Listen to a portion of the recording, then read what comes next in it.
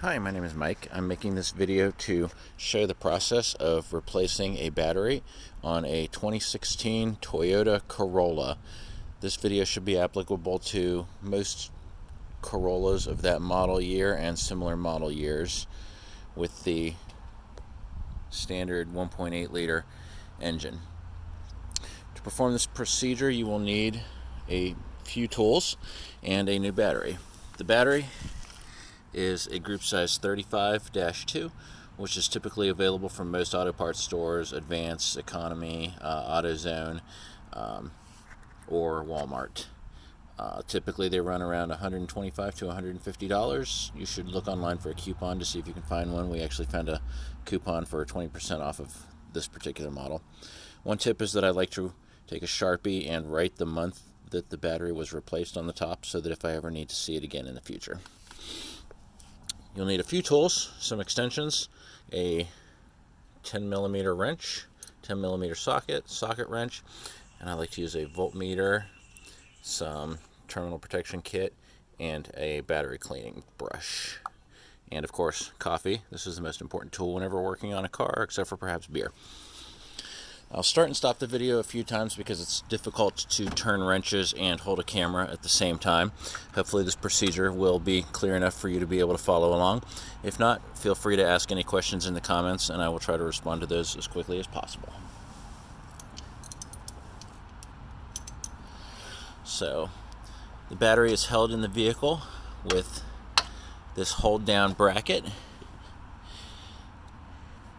which is held on with two 10mm bolts, and I'm going to stop the camera actually. It's probably be easier for me to use both hands while I'm doing this. Here's the vehicle with the battery hold down clamp removed and also with both terminals disconnected.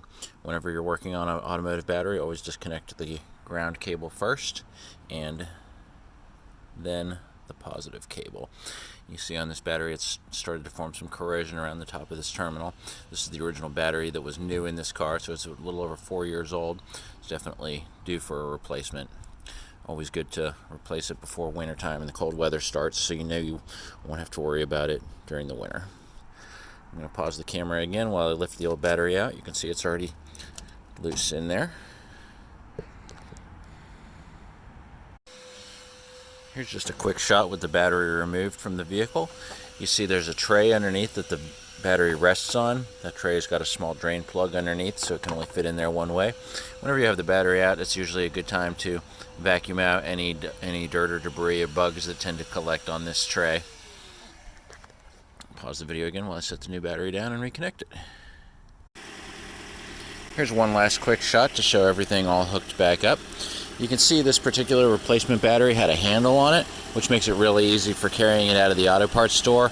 On some applications, this handle won't fit with the bracket and may need to be removed. It's typically plastic and you can just cut it off or snap it off if it obstructs the installation of the hold down brackets.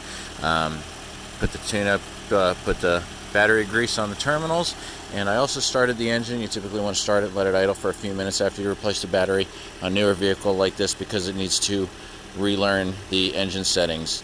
You may also need to reprogram any radio stations saved on the radio. That can be avoided if you hook a small battery up to the 12-volt cigarette lighter outlet inside the vehicle. Or you can just let it go through its relearn process, which usually only takes a few minutes of driving to relearn the engine settings. And that's it. I hope this video has been helpful to you. If it was helpful, please thumbs up and like and subscribe to my channel. I hope to do a lot more car repair videos in the future. Thank you.